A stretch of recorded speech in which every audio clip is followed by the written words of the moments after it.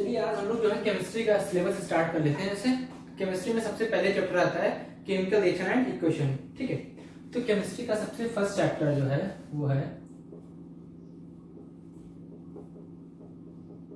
Chemistry, chemical reaction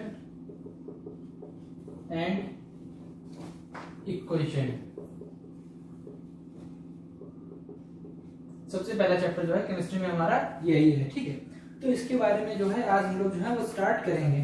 तो chemical reaction क्या होता है? जैसे कोई भी केमिकल रिएक्शन होती है तो उसमें दो चीजें होती हैं, एक होता है रिएक्टेंट और एक होता है प्रोडक्ट। ठीक है, रिएक्टेंट होता है in chemical reaction, in chemical reaction, in है chemical reaction, reactants and products are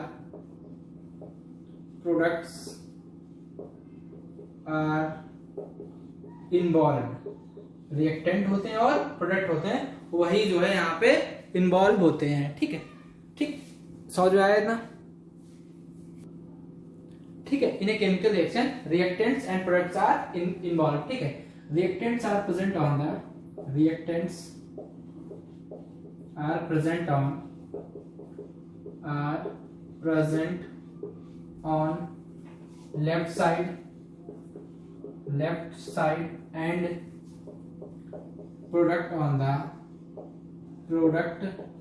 on right side। Reactant जो होते हैं वो लेफ्ट साइड पे होते हैं और जो प्रोडक्ट होते हैं वो राइट साइड पे होते हैं। ठीक, they also follow the chemical reaction, the chemical reaction also follows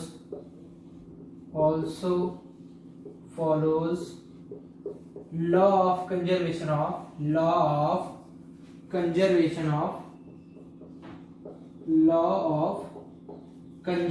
of mass।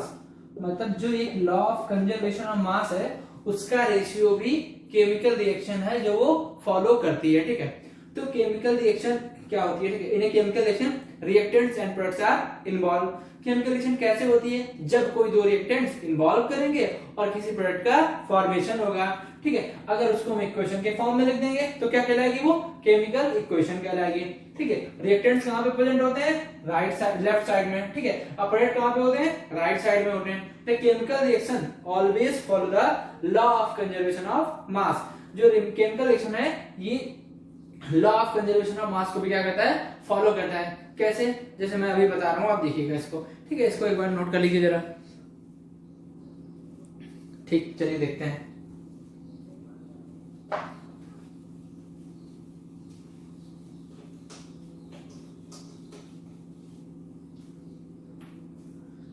कैसे? जैसे मैंने लिखा यहाँ पे Na प्लस वाटर। ठीक है, Na प्लस वाटर, इसको मिला के जैसे आपने पढ़ा होगा 9th में, H2O जो है ये अपने आयंस में टूटता है। क्या आयंस होते हैं?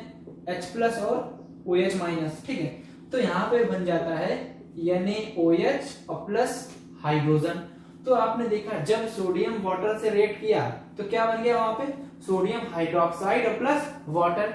इसको इस फॉर्म में भी ले सकते हैं, सोडियम और plus water gives out sodium hydroxide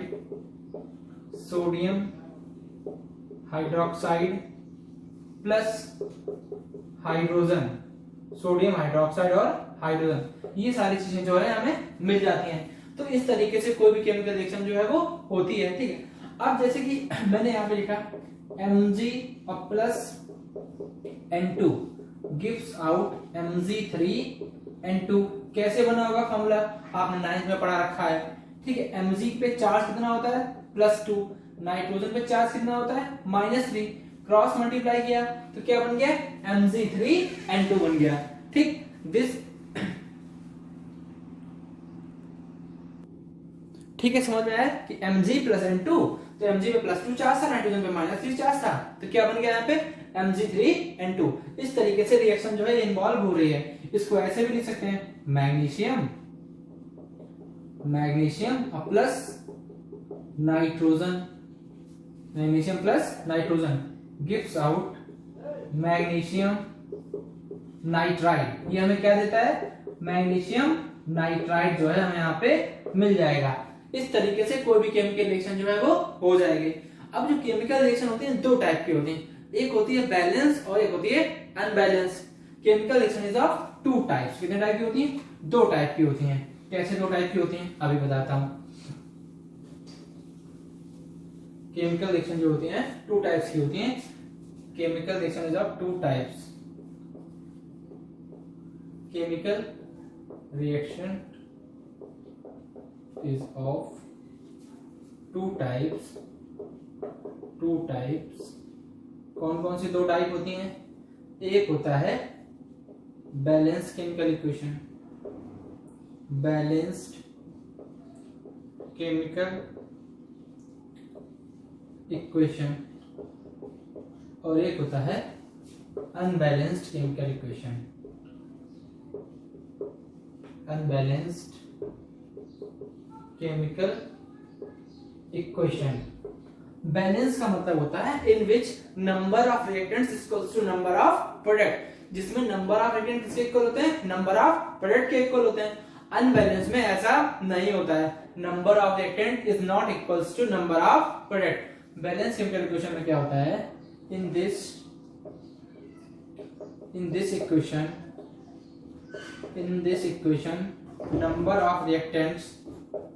number of reactants is equals to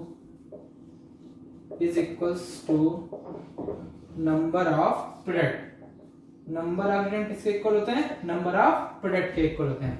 in the balance chemical equation number of reactant is equals to number of product. ठीक है। अनबैलेंस में क्या होता है? इन दिस इक्वेशन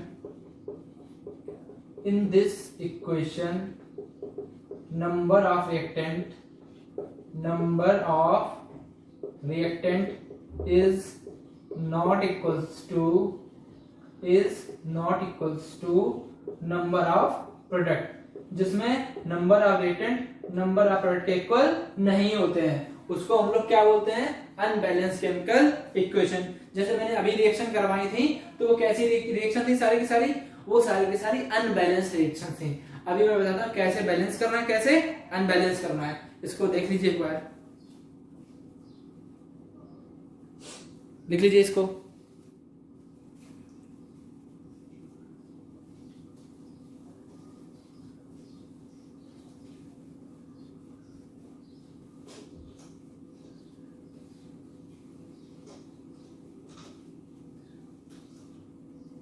चलिए बात कर लेते हैं बैलेंस की।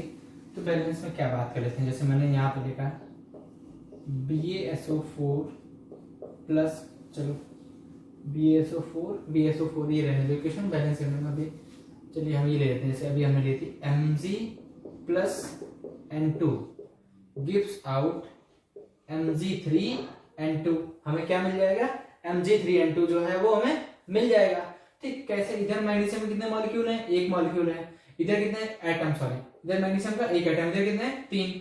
तो हम क्या करें? इधर कितने होने चाहिए? 3 होने चाहिए। इधर 2 नाइट्रोजन है, इधर भी 2 नाइट्रोजन है, तो हम क्या करें? सीधे सीधे यहाँ पे 3 का मल्टीप्लाई कर दें, बराबर हो गया सारा। This is a balance chemical equation. जब मैंने पहले लिखी थी तो कैसी थी? ये अनबैलेंस केमिकल इक्वेशन थी। अच्छा, मैग्नीशियम का एटॉमिक मास जो है कितना होता है? एटॉमिक मास जो है, एटॉमिक मास ऑफ मैग्नीशियम कितना होता है? मैग्नीशियम का एटॉमिक मास 24। ठीक है। Nitrogen, atomic mass of nitrogen ये कितना होता है? 14 होता है। तो कितने मॉलिक्यूल ऑफ मैग्नीशियम है? 3 मॉलिक्यूल हैं। 3 इंटू 24 प्लस नाइट्रोजन कितने हैं? 2 हैं। ठीक है। तो 24 3 72 प्लस 28 100 कितना आ गया? 100 आ गया। अब इधर भी कितने मैग्नीशियम के मॉलिक्यूल हैं? 3 मॉलिक्यूल हैं। 3 इंटू 24। ठीक है। प्लस नाइट्रोजन में कितना होता है? 14। कितने हैं? 2 मॉलिक्यूल हैं। 72 और प्लस 28, तो यहाँ पे भी कितना आ गया? 100 आ गया। तो आपने देखा एटॉमिक मास इधर भी 100 है और एटॉमिक मास उधर भी 100 है, मतलब law of conservation of mass यहाँ पे क्या हो रहा है, फॉलो हो रहा है। दोनों बातें हमने यहाँ पे सीख ली। जब कोई केमिकल रिएक्शन बैलेंस होगी तभी वो law of conservation of mass को क्या करेगा, फॉलो करेगा। जितनी भी केमिकल इक्वेशन होती है सारी हमें बैलेंस के फॉर्म में ही लिखनी पड़ती है। समझ में आया? ठीक। मैग्नीशियम प्लस किसी और इक्वेशन को ले लेते हैं। जैसे मैंने ले लिया यहाँ पे Na plus Cl2 gives out NaCl। Na plus Cl2 से हमें क्या मिल गया, NaCl।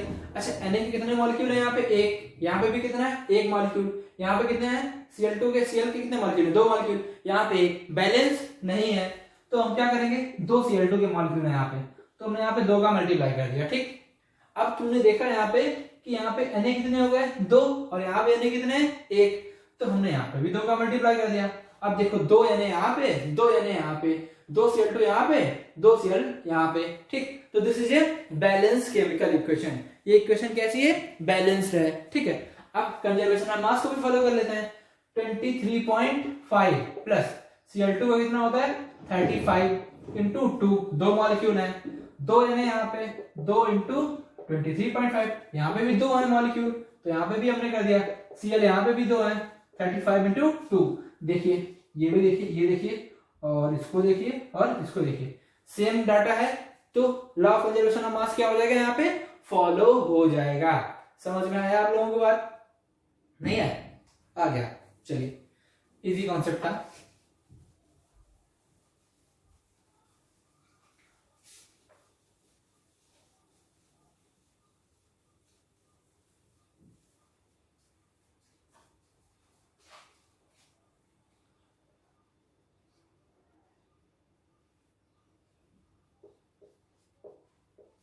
BaCl2 plus H2SO4 gives out BaSO4 plus HCl। अब ये क्वेश्चन हमने एक लिखी। ठीक है।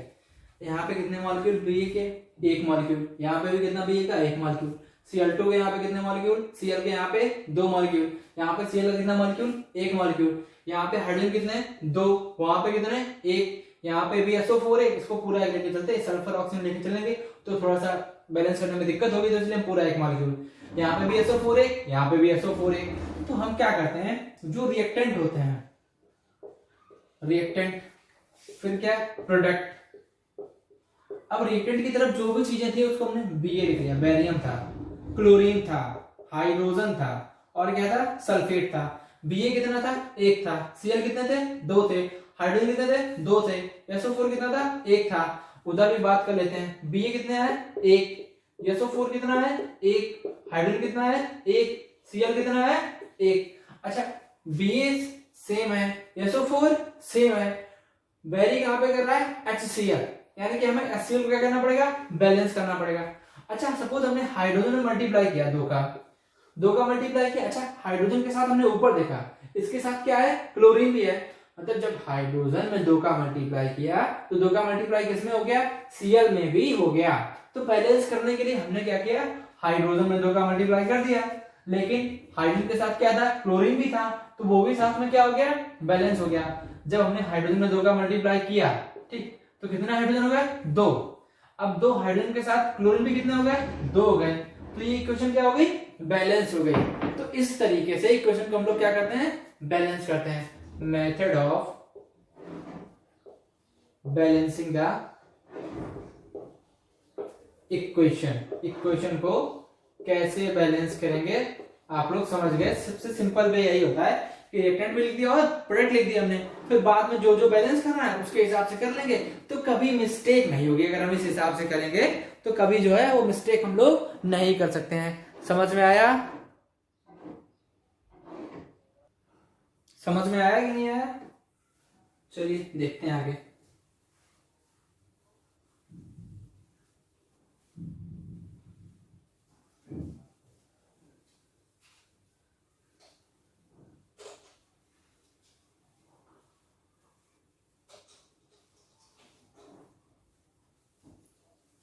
अब देखते हैं टाइप ऑफ केमिकल रिएक्शंस। ठीक है,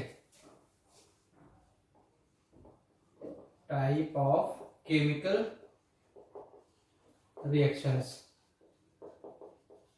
ठीक, टाइप ऑफ केमिकल रिएक्शंस। तो कितने टाइप की केमिकल रिएक्शंस जो है वो होती हैं। एक सबसे पहले बात आती है हमारे पास डिस्प्लेसमेंट, डिस्प्लेसमेंट, ठीक है, डिकम्पोजिशन, डिकम्पोजिशन,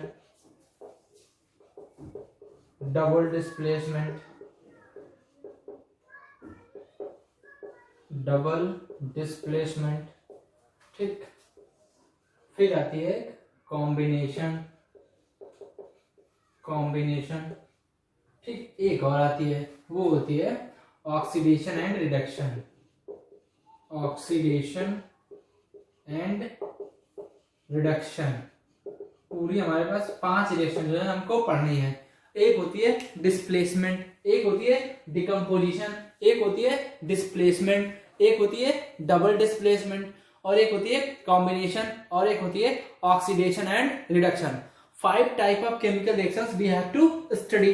तो कौन कौन सी वो केमिकल रिएक्शन होती है? डिस्प्लेसमेंट होती है, डिकम्पोजिशन होती है, डबल डिस्प्लेसमेंट होती है, combination reaction, oxidation and reduction reaction. तो एक एक बारे में हम बात कर लेते हैं, ठीक है। तो जगह इतनी ज्यादा नहीं कि एक साथ सारी पढ़ा दूं, ठीक है, बोर्ड थोड़ा छोटा है। चलिए देखते हैं एक एक के बारे में। सबसे पहले बात करते हैं कॉम्बिनेशन रिएक्शन।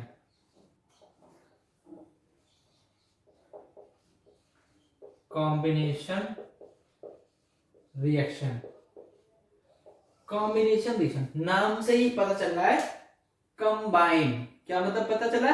कंबाइन मतलब जब कोई दो रिएक्टेंट या मॉलिक्यूल कंबाइन करेंगे और किसी नए प्रोडक्ट को फॉर्म करेंगे तो वो क्या कहलाएगा? Combination reaction. when two or more than two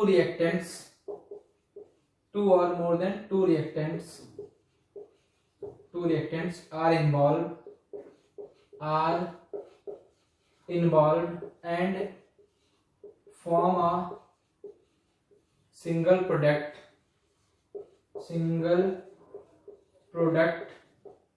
is called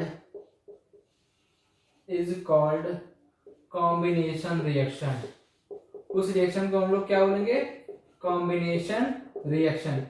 जब किसी रिएक्शन में दो या दो से ज्यादा रिएक्टेंट या molecules are involve, when the two or more than two reactants are involved and combine together to form a single product। थोड़ा सा यहाँ पे आगे बढ़ा लीजिएगा, are involve and combined together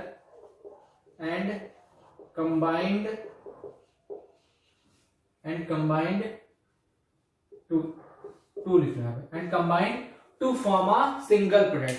when the two or more than two reactants are involved and combine to form a single product is called combination reaction। क्या बोलेंगे उसको?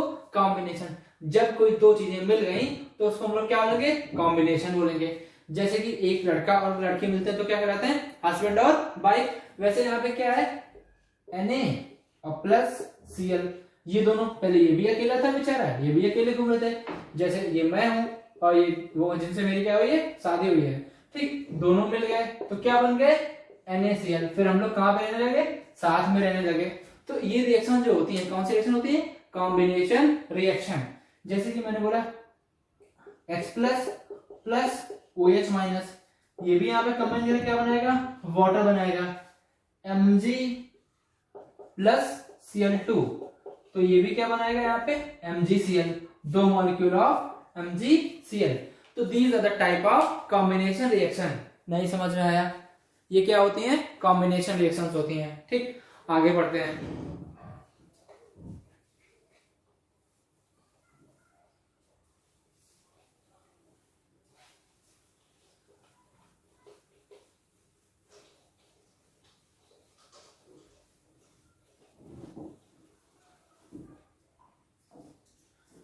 अब देख लेते हैं, पहले कॉम्बिनेशन हो गया, डिस्प्लेसमेंट रिएक्शन देखते हैं।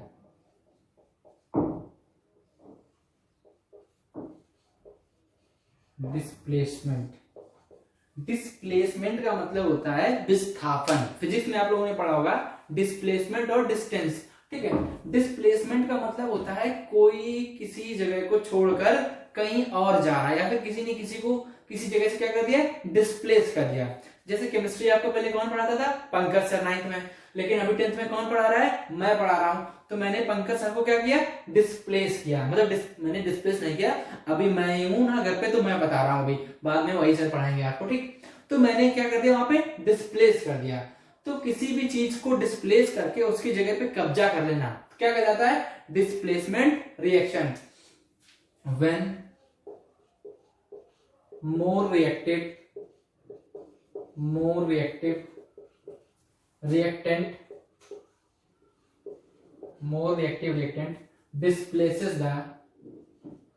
displaces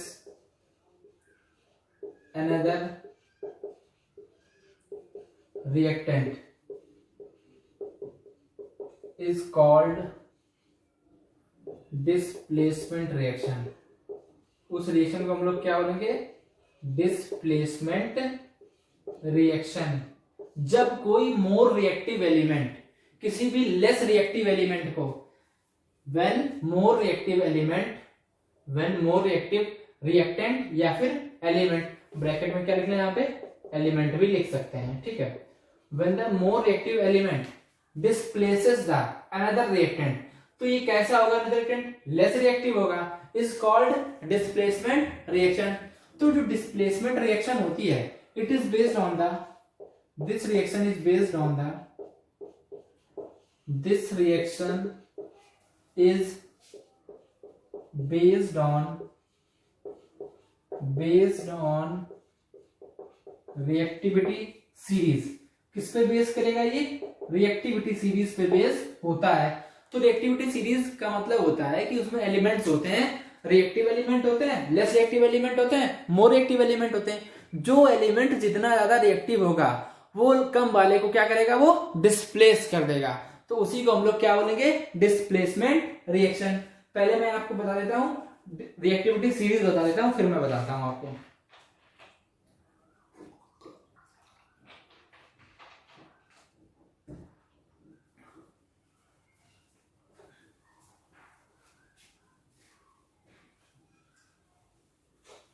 रिएक्शन समझ में आई कि नहीं समझ में आई,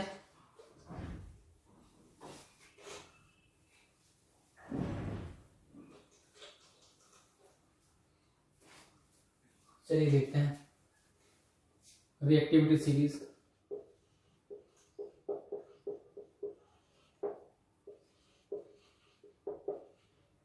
रिएक्टिविटी सीरीज में क्या होता है कि कौन सा एलिमेंट कितना ज्यादा रिएक्टिव है और वो किसको डिस्प्लेस करेगा, ठीक। जैसे कि के, बासर, नाका, मंजन, कर्फी, सिडनी, लाइक बासर, काना मंगल, मंजन, कर्फी, सिडनी, हाइड्रोजन, कॉपर, सिल्वर, गोल्ड। ऐसे पूरी रिएक्टिविटी मतलब जो जितने एलिमेंट्स का हमें काम पड़ेगा तो वो उतने एलिमेंट जो है मैंने यहाँ पे लिख दिए हैं। Potassium, barium, strontium, sodium, calcium, manganese, zinc, chromium, iron, cadmium, nickel, hydrogen, copper, silver and gold. अच्छा, इस एलिमेंट जो है ये रिएक्टिविटी सीरीज से बेस है। कैसे, जो ऊपर वाले एलिमेंट होते हैं वो मोर रिएक्टिव होते हैं और जो नीचे वाले होते हैं वो लेस रिएक्टिव होते हैं। अरे ये तो अलग नहीं है, यहाँ पे जगह नहीं थी इसलिए हमने इसके बाद यहां से ये कंटिन्यू है, ठीक है। तो लाइक इसके लिए हिंट होती है के, बासर, काना मंगल, ठीक। एक चीज रह गई, काना मंगल, ठीक है, सॉरी एक चीज यहाँ पे इसको रीड कर देता हूं मैं जरा।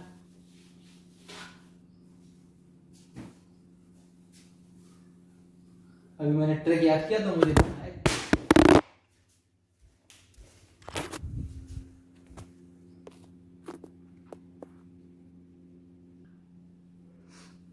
तो रिएक्टिविटी सीरीज जो बेटा मुझे ट्रिक मैंने याद की तो मुझे ध्यान आया, थोड़ा सा गड़बड़ था, थोड़ा सा गड़बड़ मतलब बीच में दो एलिमेंट छूट गए थे। क्या छूट गए थे देखते हैं। के, बासर,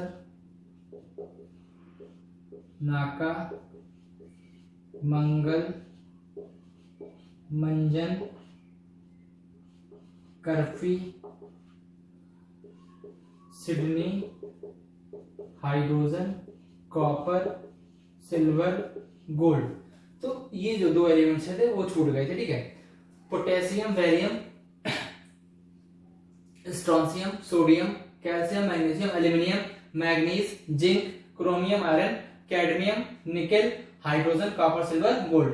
तो इसके लिए हिंट होती है के 62, ठीक है। नाका, मंगल, मंजन, कर्फी, सिडनी, ठीक, हाइड्रोजन, कॉपर, सिल्वर, गोल्ड। इस तरीके से याद कर लेंगे, मैं लिखे दे रहा हूं आप लोग, मतलब ये साथ में बढ़ आया के 62 पढ़ेंगे, इसको क्या पढ़ेंगे 62, इसको क्या पढ़ेंगे नाका, ठीक है। लाइक लिथियम भी होता है, इसके ऊपर लिख लीजिए आप, ठीक है। लिथियम 62, नाका, मंगल, ये क्या बोलेंगे इसको मंगल, इसको बोलेंगे मंजन, मंजन, इसको बोलेंगे कर्फी, इसको बोलेंगे सिडनी। तो लाइक 62, नाका, मंगल, मंजन, कर्फी, सिडनी, तो पूरी सीरीज ये होगी, ठीक है। सिडनी के बाद फिर हाइड्रोजन, कॉपर, सिल्वर, गोल्ड। अच्छा देखो, कॉपर सस्ता होता है, सिल्वर थोड़ा महंगा होता है, गोल्ड और महंगा होता है। जो महंगा है वो सबसे लास्ट में, जो सस्ता है वो पहले, ठीक। तो पोटेशियम जो होता है यहां से इस तरीके से, ये इनकी रिएक्टिविटी सीरीज, ऊपर वाले जो है मोर रिएक्टिव होते हैं और जो नीचे वाले होते हैं वो लेस रिएक्टिव होते हैं। मतलब potassium is more reactive, barium is less reactive than potassium, strontium is less reactive than barium, ठीक है, but more reactive than strontium. ये एलिमेंट जो होते हैं मोर रिएक्टिव होते हैं। कैसे होते हैं? मोर रिएक्टिव, ठीक। और जो नीचे वाले आते हैं, on moving down the group reactivity series decreases. जैसे जैसे इस लाइन में नीचे बढ़ोगे तो रिएक्टिविटी सीरीज क्या करती चली जाएगी? डिक्रीज करती चली जाएगी। मतलब यहाँ पे आपको दिखाई पड़ रहा होगा potassium is more reactive and gold is least reactive. Gold is least reactive. नहीं आई बात समझ में? पोटेशियम जो है वो मोर रिएक्टिव है और जो गोल्ड है वो क्या है? लेस रिएक्टिव है। आया बात समझ में?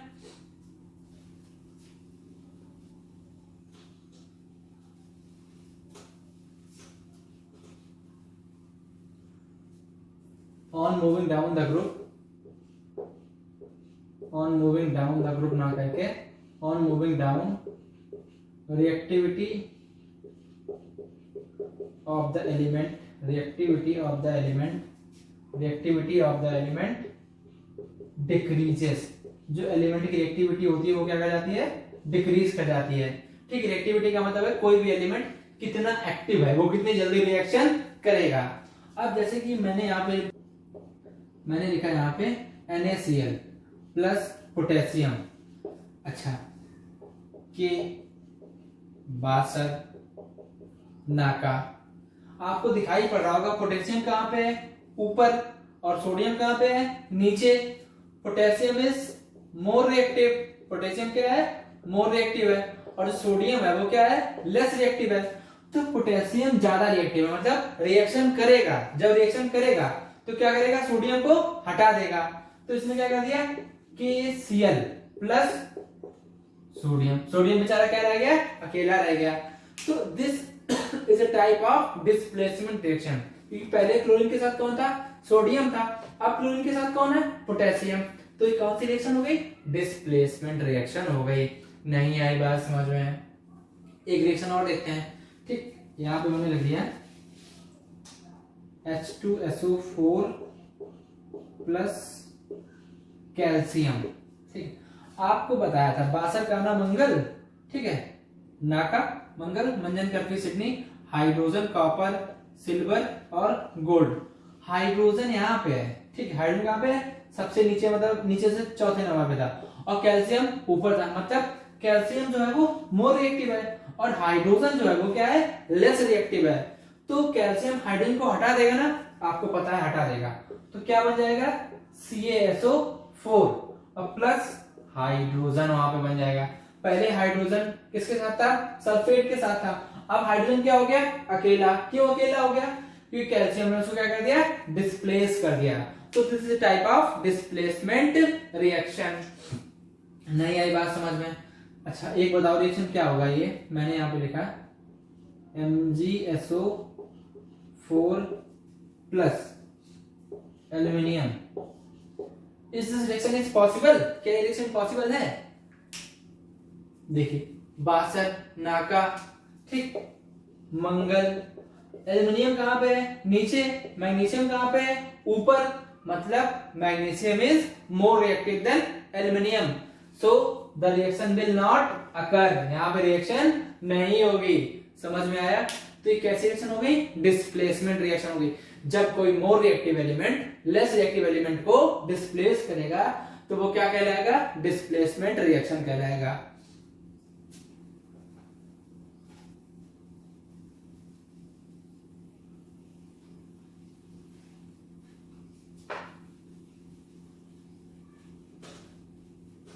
कॉम्बिनेशन हो गया, डिस्प्लेसमेंट हो गया। डिस्प्लेसमेंट एक एग्जांपल और बता देते हैं। देखिए मैंने यहाँ पे लिख लिया BaSO4 और प्लस कैल्शियम। इसका तो नाम ही नहीं आया था। आया था? आया था, बासर, ठीक है, के, बासर, नाका। तो Ba कहां पे है? ऊपर, कैल्शियम कहां पे है? नीचे, मतलब Ba is more reactive. Ba क्या है यहाँ पे? मोर रिएक्टिव है, ठीक। कैल्शियम यहाँ पे क्या है? लेस रिएक्टिव है, लेस रिएक्टिव, ठीक है। Ba जो है वो मोर रिएक्टिव है, कैल्शियम जो है वो लेस रिएक्टिव है। तो कैल्शियम इसको हटा पाएगा क्या? नहीं हटा पाएगा। क्यों नहीं हटा पाएगा? क्योंकि ये क्या है? लेस रिएक्टिव है। So reaction is not possible. Reaction जो है is not possible. Reaction possible नहीं होगी। तो कौन सी रिएक्शन हो गई है? डिस्प्लेसमेंट रिएक्शन जो है हो गई। मेरे ख्याल से आप लोगों को आ गया होगा।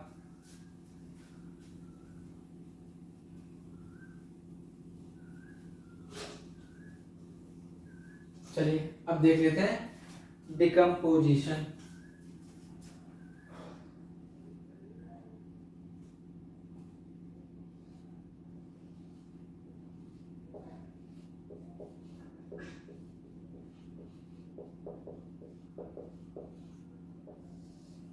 डिकम्पोजिशन, डिकम्पोजिशन का मतलब होता है किसी भी चीज को तोड़ना, डिकम्पोज करना। तो उसको हम लोग क्या बोलेंगे? डिकम्पोजिशन। किसी भी चीज को तोड़ना तो क्या कहलाता है? डिकम्पोजिशन। जैसे मैंने कहा ये कोई बॉक्स था, इस बॉक्स को मैंने क्या किया? छोटे छोटे बॉक्स में जो है तोड़ दिया। पहले क्या था? बड़ा बॉक्स था, बड़े बॉक्स को मैंने क्या कर दिया? इसके 4 टुकड़े कर दिए। तो what is this? We have done the decomposition. हमने क्या किया?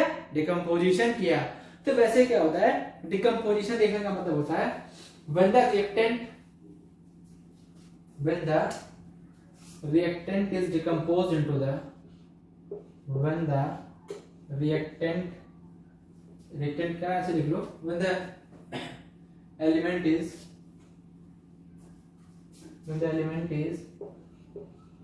decomposed into the, when the molecule या फिर element, when the element is decomposed into the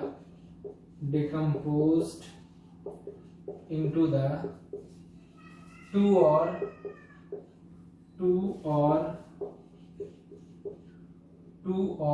more than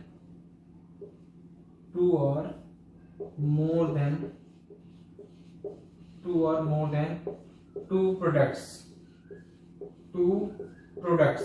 उसको हम लोग क्या बोलेंगे? डिकम्पोजिशन। जैसे कि ये था Na2CO3 था, Na2CO3 था, ये बड़ा वाला CO, ठीक है, Na2CO3 इसको बोलते हैं साथ में, ये अलग नहीं है, ठीक है। Na2CO3 साथ में कर दूं, नहीं तो आप लोग अलग अलग समझो इसको। Na2CO3, this is sodium carbonate. ये क्या होता है? सोडियम कार्बोनेट होता है। जब हमने इसको हीट किया तो हीट के लिए हम लोग क्या लगाते हैं? डेल्टा लगाते हैं। जब इसको हीट करेंगे तो ये क्या हो जाएगा? Na2CO3 से टूट जाएगा, Na प्लस और CO3 माइनस 2 में टूट जाएगा। Na प्लस और CO3 माइनस 2 में जो है टूट जाएगा। अच्छा यहाँ पे कितने मॉलिक्यूल ऑफ Na थे? 2 मॉलिक्यूल। हमने 2 मॉलिक्यूल Na किए। जब 2 मॉलिक्यूल Na किए तो पॉजिटिव पे कितने हो गए? 2, और CO3 पे कितने नेगेटिव चार्ज है? -2। तो 2 प्लस और 2 माइनस, तो क्या हो जाएगा, 0 हो जाएगा ना, तो क्या हो जाएगा, न्यूट्रल। क्या हो जाएगा, न्यूट्रल। तो Na2CO3 को हमने हीट सप्लाई किया, जब हमने हीट सप्लाई किया तो ये अपने मॉलिक्यूल पे क्या किया, टूट गया। तो what is this, this is called decomposition reaction. ये रिएक्शन कौन सी हो गई, डिकम्पोजिशन रिएक्शन जो है हो गई है। Na2CO3 gives out Na+CO3। अब जैसे कि जो डिकम्पोजिशन रिएक्शन होती है, इट इज एंडोथर्मिक रिएक्शन। कैसी रिएक्शन होती है, एंडोथर्मिक रिएक्शन। ठीक, एंडोथर्मिक का मतलब होता है जिसमें हीट क्या चाहिए हो, इसको हीट मिलेगी तभी तो किसी चीज को तोड़ पाएंगे। जब हीट सप्लाई करेंगे किसी चीज को देंगे, तो हीट वो क्या करेगी, एब्जॉर्ब करेगी। हीट क्या करेगी, एब्जॉर्ब करेगी। तो उसको हम लोग क्या बोलेंगे, endothermic reaction. The reaction in which heat is absorb is called endothermic reaction. It is, this reaction is opposite to, this reaction is opposite to combination reaction। combination reaction किसके अपोजिट है ये, कॉम्बिनेशन रिएक्शन के जो है ये बिल्कुल भी opposite है। This reaction is opposite to combination reaction. किसके अपोजिट है, कॉम्बिनेशन रिएक्शन के, ये बिल्कुल अपोजिट होती है। क्योंकि कॉम्बिनेशन रिएक्शन में 2 या 2 से ज्यादा मॉलिक्यूल कंबाइन करते हैं, उसके बाद कोई प्रोडक्ट बनता है। और जो डिकम्पोजिशन रिएक्शन होती है, इसमें जो रिएक्टेंट होते हैं वो क्या करते हैं, डिकम्पोज होते हैं। जब ये डिकम्पोज होंगे तो इसमें नए प्रोडक्ट जो है वो बनेंगे। तो what is this, decomposition reaction. इसमें हीट क्या चाहिए होती है, एब्जॉर्ब करनी पड़ती है, इसीलिए इसको हम लोग क्या बोलते हैं, एंडोथर्मिक बोलते हैं। अब जो डिकम्पोजिशन रिएक्शन होती है,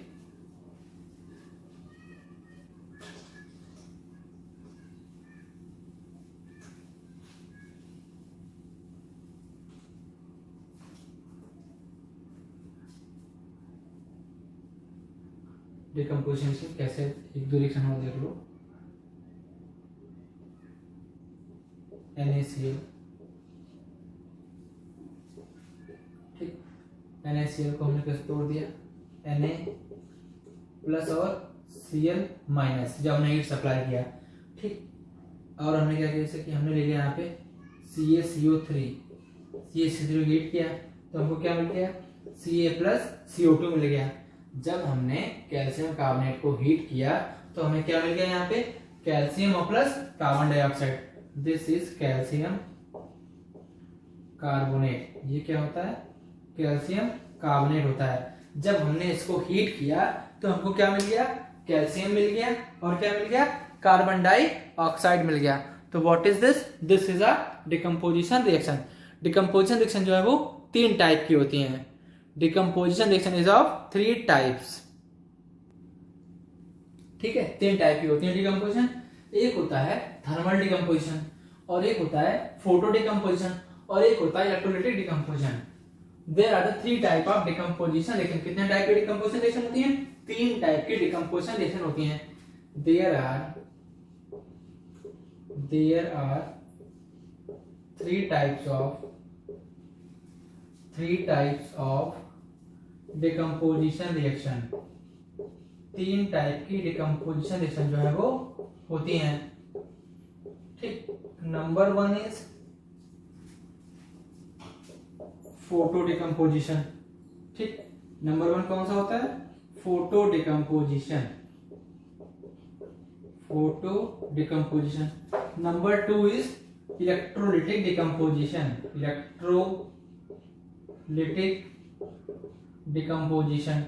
ठीक है, number 3 is photo decomposition.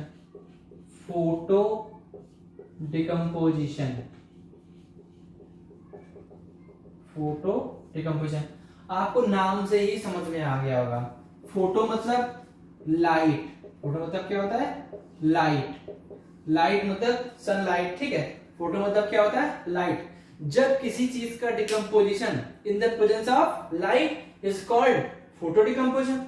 When the decomposition occurs in the presence of electricity is called electrolytic decomposition। जब बिजली के साथ डिकम्पोजिशन करवाओगे तो कौन सा डिकम्पोजिशन कहलाएगा?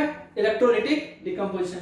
ठीक है, अच्छा सॉरी 2 बार लिख दिया मैंने, फोटो फोटो। ठीक है, तीसरा डिकम्पोजिशन जो होता है वो थर्मल डिकम्पोजिशन। कौन सा डिकम्पोजिशन होता है?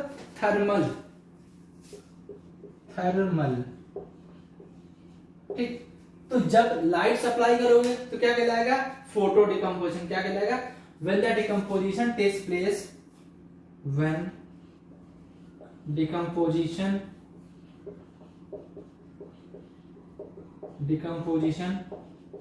takes place in the presence of sunlight के प्रेजेंस में होंगे तो क्या बोलेंगे उसको? Photo decomposition. when decomposition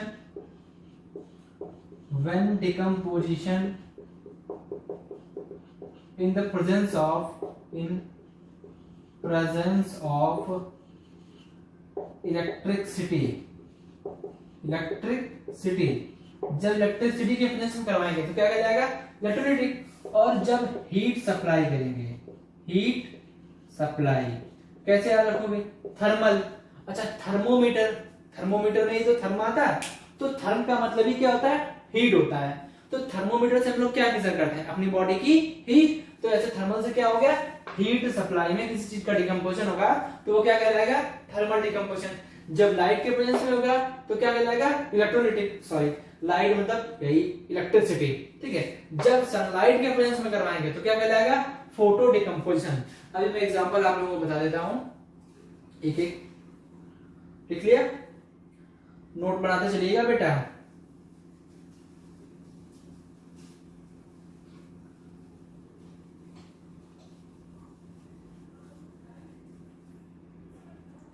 जैसे कि मैंने यहाँ पे कर दिया AgCl, यहाँ पे लिख दिया Hμ। Hμ का मतलब होता है सनलाइट। इसका मतलब क्या होता है? सनलाइट। जो सन से लाइट आती है उसे क्या बोलते हैं? सनलाइट। और जो ट्यूब से आती है उसे बोलते हैं ट्यूब लाइट। ठीक है, Ag प्लस Cl2, ये किसमें टूट जाएगा? Ag और प्लस क्लोरीन में जो है ये टूट जाएगा। AgBr, Hμ मतलब सनलाइट। क्या मिलेगा यहाँ पे? Ag plus Br2। तो this is the type of photo decomposition. ये कौन सी रिएक्शन है? Photo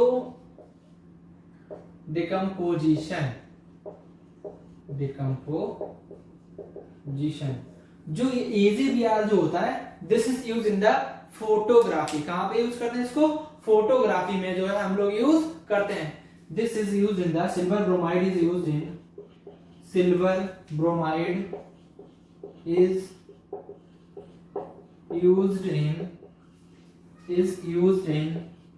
photography। कहां पे यूज करते हैं इसको? फोटोग्राफी में जो है हम लोग यूज करते हैं। Silver bromide is used in the photography.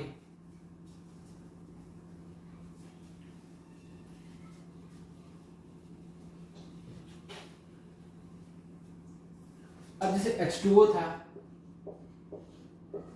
H2O को हमने क्या किया? यहाँ पे इलेक्ट्रिसिटी सप्लाई किया। क्या सप्लाई किया? इलेक्ट्रिसिटी जो हमने सप्लाई कर दिया। ठीक है, तो ये टूट गया। O2 plus 4H plus 4 electron. ठीक है, O2 प्लस 4 इलेक्ट्रॉन, या फिर O2 और हाइड्रोजन में भी टूट सकता है। तो this type of decomposition is called electrolytic decomposition. Electricity थी यहाँ पे H2O को, तब हमने इसको क्या किया? तोड़ दिया। ठीक, तो ये कौन सा डिकम्पोजिशन हो गया? इलेक्ट्रोलाइटिक। बुकों में कहीं कहीं कुछ और भी रिएक्शन लिखी होगी, आप कोई भी लिख सकते हैं। ठीक है, तो ये हो गया हमारा डिकम्पोजिशन रिएक्शन। ठीक है, आज के लिए इतना ही। नेक्स्ट लेक्चर में जो है टॉपिक जो है पूरा कवर हो जाएगा अपना जहां तक। और मेरी बात एक ध्यान रखिएगा, आप लोग घर पे ही रहिए, घर से बाहर बिल्कुल भी मत निकलिए। कंडीशन जो है डे बाय डे बिगड़ती चली जा रही है। घर पे रहिए, सुरक्षित रहिए। ये मेरी आपसे एक, आप समझ लीजिए मेरी बड़ी आपसे विनम्र प्रार्थना है। ठीक, आजकल रामायण देख रहा हूं ना, तो ऐसे सब निकलते हैं बेटा।